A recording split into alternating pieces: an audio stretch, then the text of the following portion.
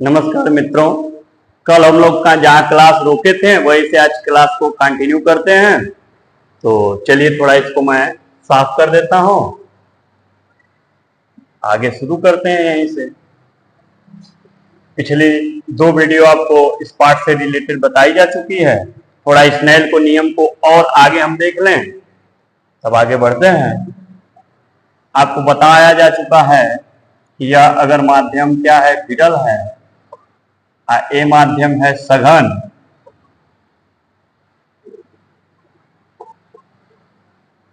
इसका अपवर्तनांक अगर n1 है, इसका अपवर्तनांक n2 है, तो अगर प्रकाश किरण जो है माध्यम 1 से माध्यम 2 में प्रवेश करेगी तो अपने पूर्व पथ से विचलित होगी, यानी झुक जाएगी नॉर्मल की तरफ, यानी अभिलंब की तरफ क्या होगी, झुक जाएगी। पिछले वीडियो में बताया जा चुका है यह एंगल I है, यह एंगल R है, मतलब यह कोण I है आपतन कोण और R क्या बोला जाएगा, अपवर्तन कोण। ठीक है, तो हम लोग स्नेल का नियम में जानते थे कल, स्नेल के नियम से क्या होगा, sine I upon sine R बराबर, देखो माध्यम 1 से माध्यम 2 में प्रवेश कर रही है तो 1n2 बराबर हम लोग से लिख सकते हैं n2 अपान n1। ठीक है मित्रों, फिर मान लेते हैं कि माना माध्यम 1 में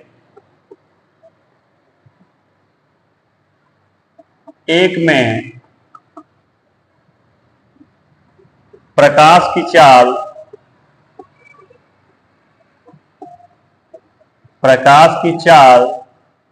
v1 है तथा माध्यम 2 में माध्यम 1 में प्रकाश की चाल v1 है तथा माध्यम 2 में प्रकाश की चाल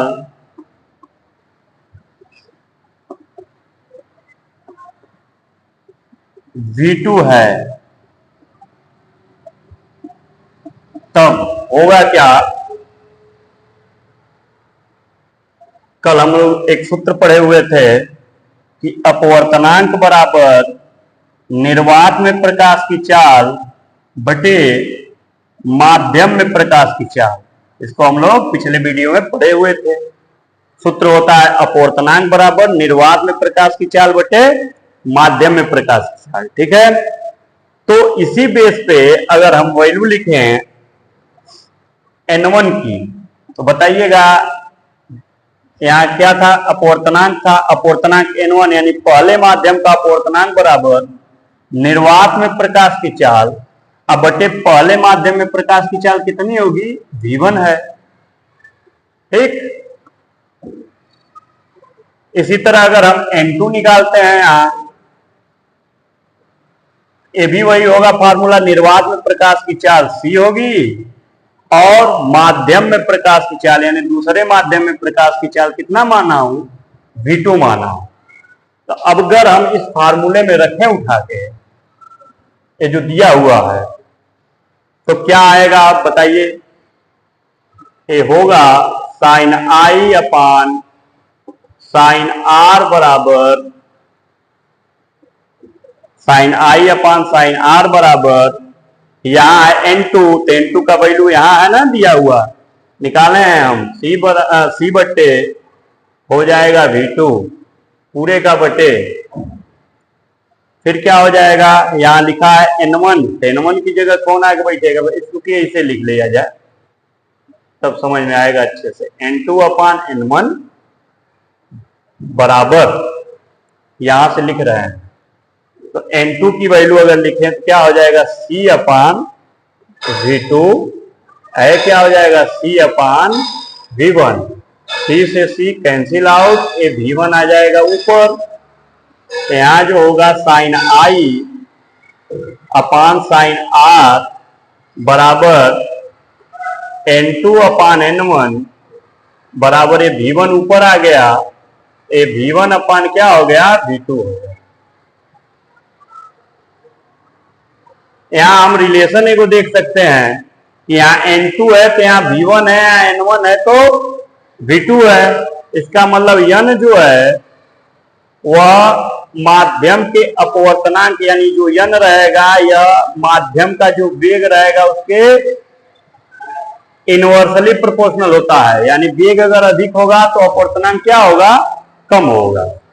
ठीक, और जिस माध्यम में का अपवर्तनांक अधिक होगा उसमें वेग कम होगा। ठीक, क्या निकला। इसी चाहे तो थोड़ा और बढ़िया से लिखे हैं तो लिख सकते हैं हम sine I upon sine R बराबर प्रकाश पहले माध्यम से दूसरे में जा रहा है तो 1n2, इसी को लिखते हैं N2 अपान N1 बराबर, यहां रिजल्ट आया हुआ है V1 अपान V2। ये हो गया, ये हो गया अपवर्तनांक और वेग के पदों में हो गया। एक चीज और बताना है आपको, तरंग दैर्ध्य के पदों में क्या होगा, इसको आप नोट कर लीजिए, उसके बाद बताता हूं।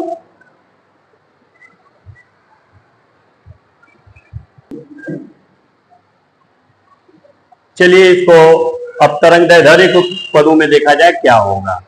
इतना तो हम कर ही चुके हैं, तो इसको मैं मिटाता हूं।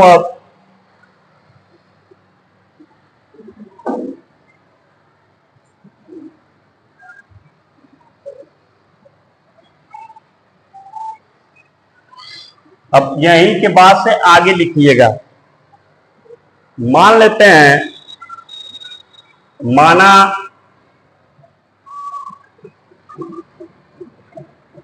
माध्यम 1 में प्रकाश की तरंग दैर्ध्य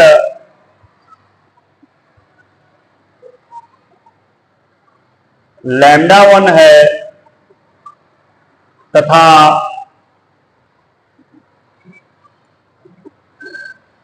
माध्यम 2 में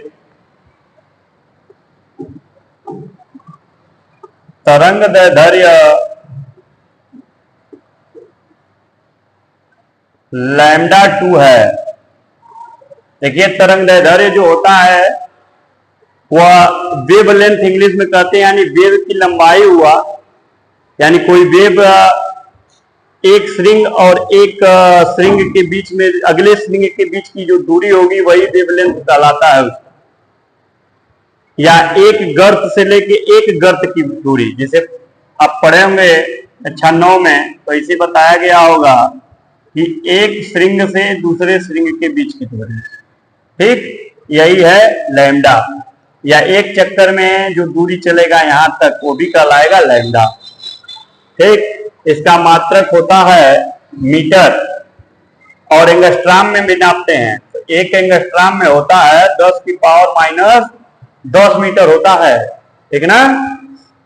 अब देखिए एंगस्ट्राम के पदों में क्या ही नियम हो जाएगा इस हिसाब से, तो बनेगा sine I upon sine R, हम लोग पढ़े हैं 1n2 यहाँ, फिर N2 अपान N1 बराबर हो गया V1 अपान V2।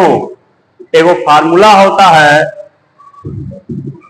चाल बराबर आवृत्ति गुणे तरंग दैर्ध्य, तो हो गया चाल भी मीडियम में और आवृत्ति न्यू और तरंग दैर्ध्य मीडियम की हो गई लैम्डा m। इसको प्रदर्शित कर लेंगे मीडियम को लैम्डा m से। एक चीज और हम जानते हैं कि अपवर्तन की घटना में अपवर्तन की घटना में आवृत्ति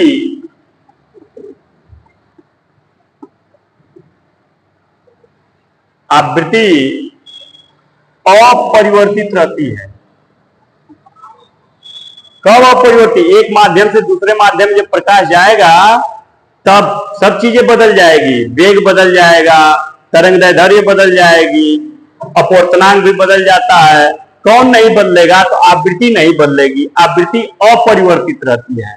तो अपवर्तन की घटना में आवृत्ति अपरिवर्तित रहती है। सब चीजें बदलेगी लेकिन आवृत्ति नहीं बदलेगी। इस हिसाब से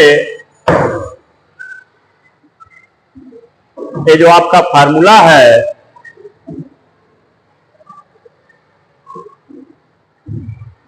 यहां वाला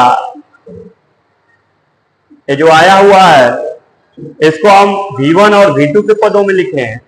यहां अगर V1 करेंगे तो देखिए आवृत्ति तो वही रहेगी, लेकिन λ1 यहां माना गया है कि माध्यम एक की तरंगदैर्ध्य क्या है? λ1 है, तो ये आ जाएगा। अगर हम यहाँ V2 का मान लिखते हैं तो आ जाएगा न्यू, क्योंकि दूसरे माध्यम में आवृत्ति नहीं बदलेगी तो न्यू ही रहेगी। और इसको क्या लेंगे हम? λ2, माध्यम 2 की तरंगदैर्ध्य। अब देखिए इस फार्मूले को फिर क्या लिख सकते हैं आप? ध्यान से देखिए, sin I upon sin R बराबर क्या हो जाएगा? 1n2, फिर क्या हो जाएगा? n2 अपान n1, फिर क्या हो जाएगा? v1 अपान v2, और v1 का मान यहां रख देंगे तो न्यू λ1 यहां हो जाएगा न्यू λ2, न्यू से न्यू गया, यह पूरा ओवरऑल सूत्र निकल के आ गया। इसी को आप याद किए रहिएगा, वेरी इंपॉर्टेंट फार्मूला है। sin I upon sin R बराबर 1n2 n2 अपान n1 v1 अपान v2 बराबर λ1 अपान λ2। ठीक है। अब इससे कई रिजल्ट हमको दिखने के लिए मिल रहा है। देखिए, एक तो n2 है तो v1 है, लेकिन v1 है तो λ1 है। इसका मतलब देखिए अपवर्तनांक जो होगा वह माध्यम में प्रकाश के वेग के क्या होगा? इनवर्सली प्रोपोर्शनल होगा। ठीक, और जो वेग होगा वह लैम्डा के क्या होगा? प्रोपोर्शनल टू होगा। यानी माध्यम में जिस रंग का वेग ज्यादा होगा उसी रंग का तरंगदैर्ध्य भी सबसे ज्यादा होगी। ठीक है। तो अगर लाल रंग का कांच है तो लाल रंग की तरंगदैर्ध्य सबसे ज्यादा होती है, तो उस हिसाब से लाल रंग का माध्यम में वेग क्या होगा? सबसे ज्यादा होगा। इन सब का वेग ज्यादा है तो अपवर्तनांक उसका क्या होगा? लाल रंग के कांच का सबसे कम होगा। ठीक है। अभी उसको मैं एक्सप्लेन करता हूं, इसको नोट कर दीजिए।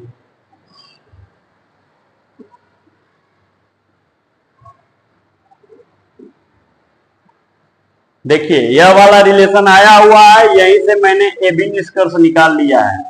ठीक, अब देखो इसका क्या महत्व है, कल इस पे क्वेश्चन भी करवाना है, याद किए रहिएगा। विब ज्योर,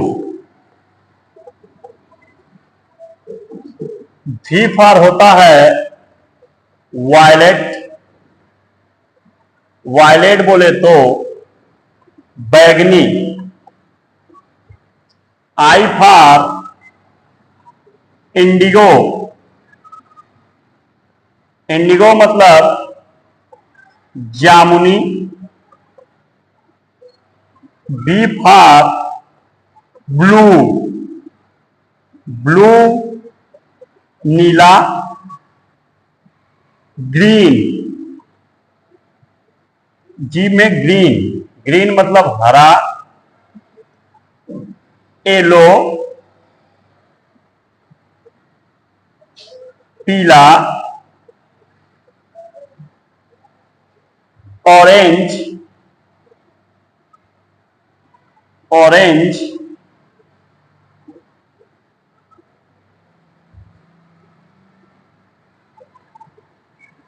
ऑरेंज, नारंगी,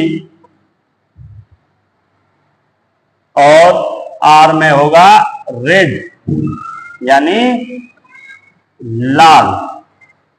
देखिए मैं इससे आपको क्या बताना चाहता हूं। तो सबसे पहले अगर वेग की मैं बात करता हूं, किसकी बात करता हूं? वेग की। इसमें किसी माध्यम में, किसी माध्यम में अगर मैं वेग की बात करता हूं तो इधर की तरफ क्या होगा? बढ़ते क्रम में होगा। क्या होगा? बढ़ते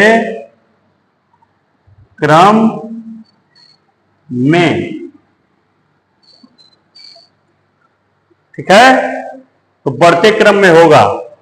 यानी कहने का मतलब हमारा हुआ कि जो बैगनी रंग है, बैगनी रंग का वेग किसी माध्यम में क्या होगा? सबसे कम होगा, और लाल रंग का क्या होगा? सबसे अधिक होगा। लाल रंग का जो होगा वो होगा सबसे अधिक वेग, सबसे अधिक होगा। और किसी माध्यम में, और इधर कौन है? बैगनी कलर है, तो बैगनी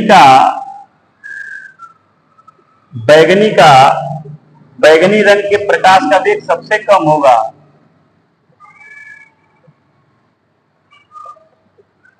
माध्यम में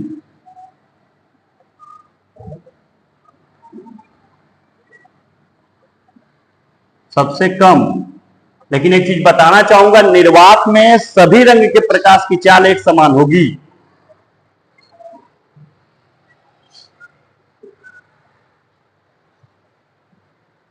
और देखिए यही काम जो है लागू होगा किसके साथ? तरंगदैर्ध्य के साथ भी लागू होगा।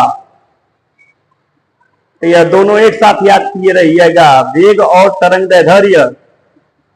कहने का मतलब कि लाल रंग के प्रकाश की तरंगदैर्ध्य होगी वह सबसे अधिक होगी, सबसे अधिक होगी।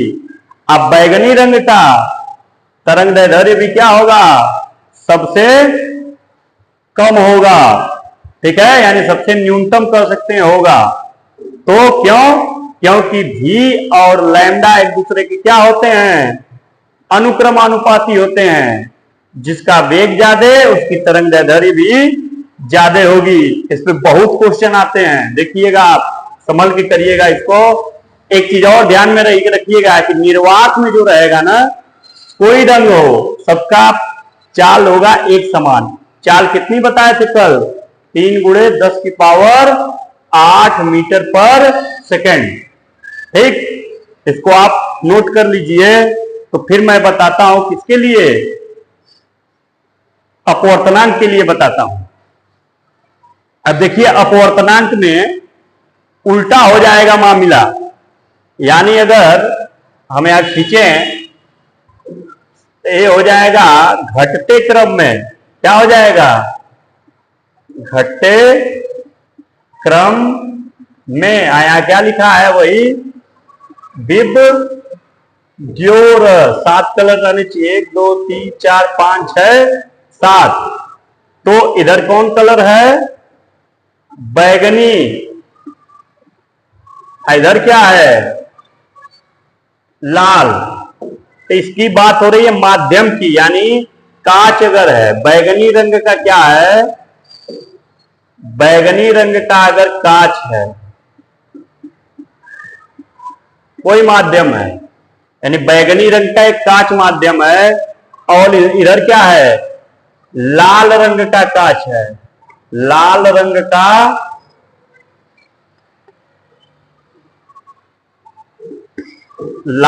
का कांच। यहां लिखा गया है घटते क्रम में, तो घटते क्रम का मतलब हो गया कि जो बैगनी कलर है इसका अपवर्तनांक सबसे अधिक होगा। बैगनी रंग के कांच का अपवर्तनांक जो होगा, बैगनी रंग का जो कांच होगा इसका अपवर्तनांक अधिकतम होगा, इसका अपवर्तनांक अधिकतम होगा। क्यों? क्योंकि इसमें जो रहता है वेग क्या होता है, सबसे कम होता है। तो बैगनी रंग में जब वेग सबसे अधिक हो, वेग सबसे कम होगा तो अपवर्तनांक सबसे अधिकतम होगा, क्योंकि वेग और अपवर्तनांक का रिलेशन यही ना होता है कि n व्युत्क्रमानुपाती होता है वेग के, जिसका अपवर्तनांक ज्यादा होगा उसका वेग कम होगा। लाल रंग का अगर कांच है तो उसका जो अपवर्तनांक होगा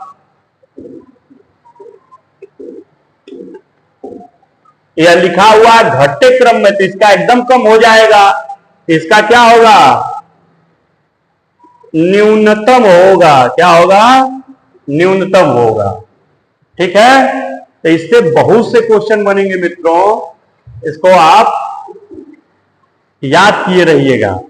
ठीक है, इसको आप नोट कर लीजिए।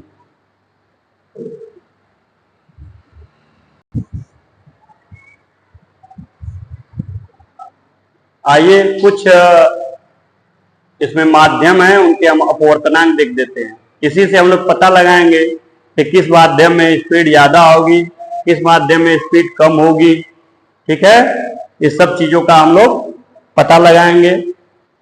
प्रकाश का, इसको आप इतने बस याद करिएगा, होने के लिए तो बहुत है लेकिन इतना जरूरी है, आपको ध्यान में रखे रहिएगा। तो वायु का होता है 1.0003 या लगभग में मान लिया जाता है 1। ठीक, जल का होता है 1.33 या इसको हम कहते हैं 4/3। एल्कोहल 1.36 होता है, इतना माना जाता है, लगभग 1.36। केरोसिन का जो होता है 1.44 होता है। टारपीन का तेल जो होता है उसका 1.47 होता है, 1.47। बेंजीन 1.49 होता है, लगभग माना जाता है 1.5, लगभग।